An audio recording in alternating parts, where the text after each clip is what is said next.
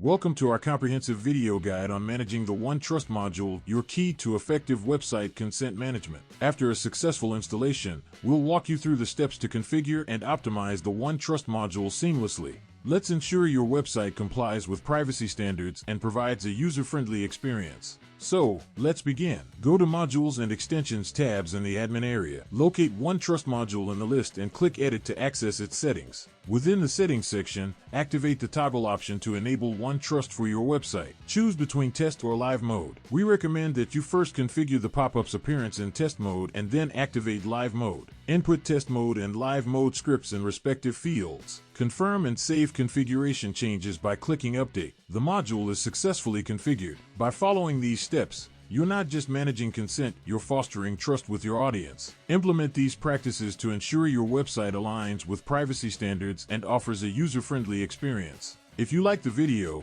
subscribe to our channel to stay tuned for more helpful guides, and thank you for watching.